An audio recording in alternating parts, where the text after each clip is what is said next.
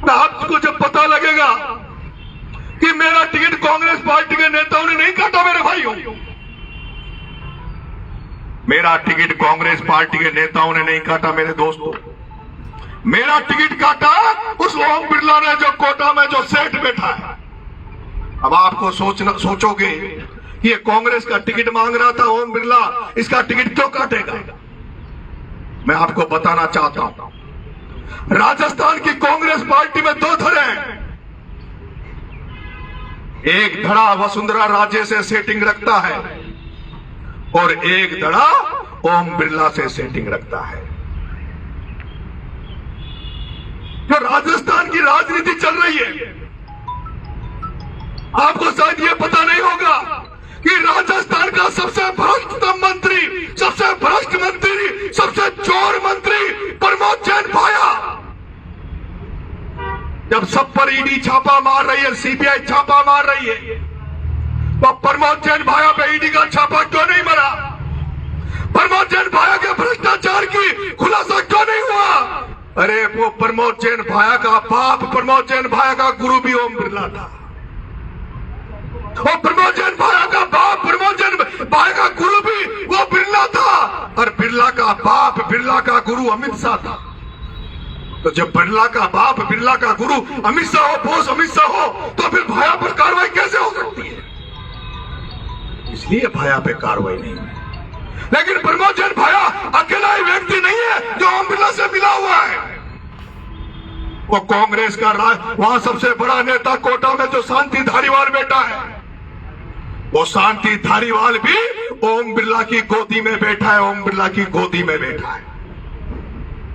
प्रमोद जैन भाया और शांति धारीवाल, अरे ये लोग वो थे जिन्हें लोगों ने, आपको सुनकर आश्चर्य होगा, लेकिन जब प्रहलाद गुंजल को कांग्रेस पार्टी ने कोटा से टिकट दिया, मुझे ये कहने में कोई फक्र नहीं पड़ता, हम महाराणा प्रताप झांसी की रानी की तरह लड़े।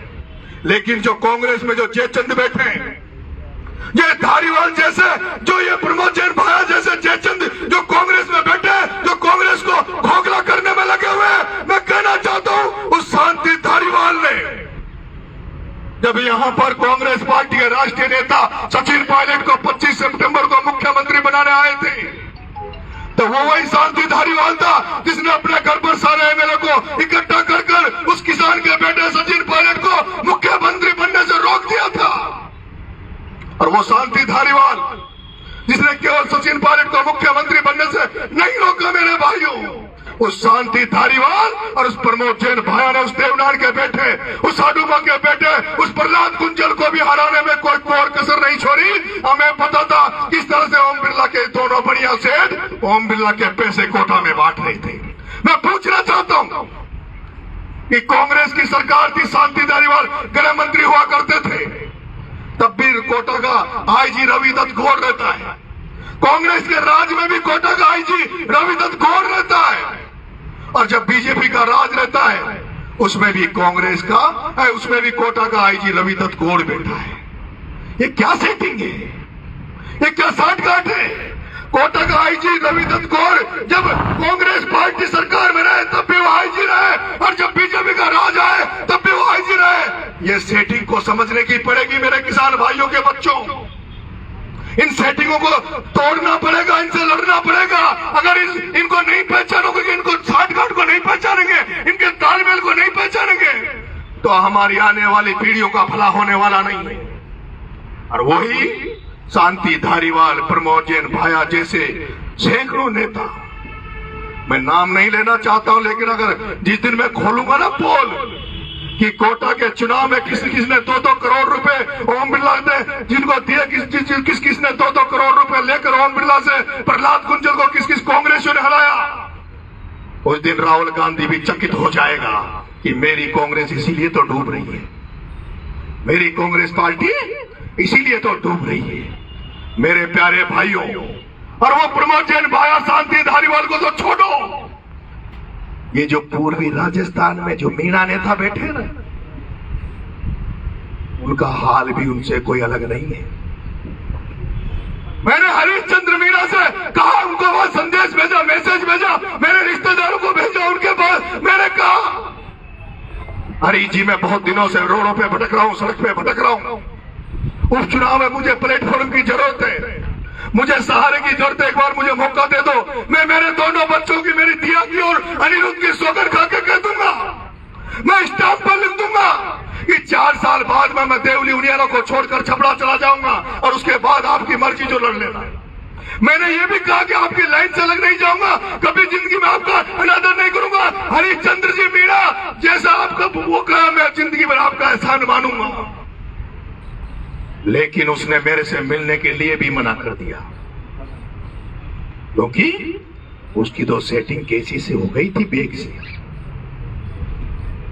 उसकी तो सेटिंग कैसी से हो गई थी। अरे मैंने कहा जब टिकट नहीं डिक्लेयर हुआ तब भी मैंने मीडिया से कहा, नमो नारायण जी मीणा को टिकट दे दो, परशुराम मीणा को दे दो, जस्सू को दे दो, पर दो तो किसी कांग्रेसी को, जिसने कांग्रेस के लिए पसीना बहाया हो, जिसने कांग्रेस का नारा लगाया हो, जिसने राहुल गांधी की भारत जोड़ो में काम किया हो, उसको टिकट दे दो। लेकिन नहीं, टिकट एक ऐसे व्यक्ति को दिया गया जो 4 दिन पहले भारतीय जनता पार्टी के नारे लगा रहा था, नरेंद्र मोदी की तारीफों के पुल बांध रहा था, 4 दिन पहले राहुल गांधी को गालियां दे रहा था, कांग्रेस पार्टी को गालियां दे रहा था, अशोक गहलोत को गालियां दे रहा था, सचिन पायलट को गालियां दे रहा था। उस केसी मीणा को कांग्रेस ने टिकट दिया। कांग्रेस ने नहीं, हरीश मीणा ने अपने घर को राजनीति में, अपने घर को बचाने के लिए, अपने बेटे की राजनीति बचाने के लिए, खुद की स्वार्थ की राजनीति बचाने के लिए उस केसी को टिकट दिया, जिसको देवली उनियारा की धरती पर कोई जानता नहीं कि केसी नाम की चिड़िया कहां से आ गई। मेरे प्यारे भाइयों, लिस्ट जिस तरह से रुक रही थी, मुझे उम्मीद थी, अंदेशा था कि भगवान करे अपनी भी सुनेगा। पहली बार मुझे लगा लोग मेरे को रिपोर्टिंग कर रहे थे कि आपकी बात राहुल गांधी सुन रहे हैं, आपकी बात राहुल गांधी तक पहुंच रही है, राहुल गांधी आपके साथ न्याय जरूर करेंगे। लेकिन अब मुझे भी ये लग गया कि ये राहुल गांधी भी कांग्रेस पार्टी के हारने में बहुत बड़ा जिम्मेदार है। अगर राहुल गांधी का नेतृत्व क्षमता होती, राहुल गांधी में नेतृत्व क्षमता होती, लीडरशिप होती, अगर ये इंदिरा गांधी का पोता होता, इंदिरा गांधी की तरह सोचता, तो मध्य प्रदेश का राज कांग्रेस के हाथ से नहीं जाने वाला था। मध्य प्रदेश का राज कांग्रेस के हाथ से नहीं जाने वाला था। इसने कांग्रेस में केवल कमलनाथ को भगवान मान लिया, दिग्विजय सिंह को भगवान मान लिया, और कांग्रेस पार्टी का जो वहां ज्योतिरादित्य नाम का जो युवा था, जिसके प्रति जनता जनार्दन का भाव था, उसकी इसने नहीं सुनी, वो पार्टी छोड़ के चला गया। राजस्थान में भी कांग्रेस का राज आता, लेकिन सचिन पायलट को नहीं सुना गया। राजस्थान में भी कांग्रेस का राज आता, लेकिन यहां भी अशोक गहलोत को भगवान मान लिया, अशोक गहलोत को बाप मान लिया। और उस राहुल गांधी ने जब टिकटों का दौर विधानसभा में चल रहा था, अशोक गहलोत जब लिस्ट लेके गया, तो राहुल गांधी ने कहा सर्वे में तो ये कहीं टिक नहीं रहे, सर्वे में तो 50 एमएलए के टिकट कटने चाहिए। लेकिन अशोक गहलोत ने कहा नहीं, ये इन्होंने मेरी चमचागिरी करी है, बरसों से मेरी गुलामी कर रहे, बरसों से मुझे जिंदा रख रहे, इसलिए टिकट तो मैं इन्हीं को दूंगा। और उसका कारण रहा कि राजस्थान में भी कांग्रेस निमट गई। अब आप चले जाइए हरियाणा में, राहुल गांधी ने कांग्रेस को मजबूत करने के लिए, कांग्रेस को सुरक्षित करने के लिए, कांग्रेस में ऊर्जा का संचार करने के लिए पूरे हिंदुस्तान में पैदल मार्च किया, भारत जोड़ो यात्रा निकाली, और उसको जो समर्थन मिला, जो जोश मिला, जो ताकत मिली, उसके बाद लगने लगा कि कांग्रेस फिर से खड़ी होने वाली है। लेकिन हरियाणा में चले गए, हरियाणा में शैलजा जी को नजरअंदाज कर दिया, एक दलित की बेटी को नजरअंदाज कर दिया। वहां पर एक अशोक तंवर नाम का एक दलित युवा था जो राष्ट्रीय यूथ कांग्रेस का अध्यक्ष रहा, उसको नजरअंदाज कर दिया। एक ही घर में कांग्रेस को घुसा दिया, और जब एक ही घर में आप पूरी पार्टी को दे देते हो तो पार्टी का क्या असर होगा, क्या हल होगा, वो तो सब आपके सामने। जो हरियाणा में पूरे सर्वे सब कुछ हो रहे थे, उसके बावजूद भी, लेकिन क्यों? वो प्रियंका गांधी जिसका पीए हुआ करता है, प्रदीप नरवाल जो उनका काम देखता है, उसकी जान पहचान प्रियंका गांधी से है, इसलिए प्रदीप नरवाल को टिकट मिल जाता है और प्रदीप नरवाल चुनाव हार जाता है 25,000 से। वो वीरेंद्र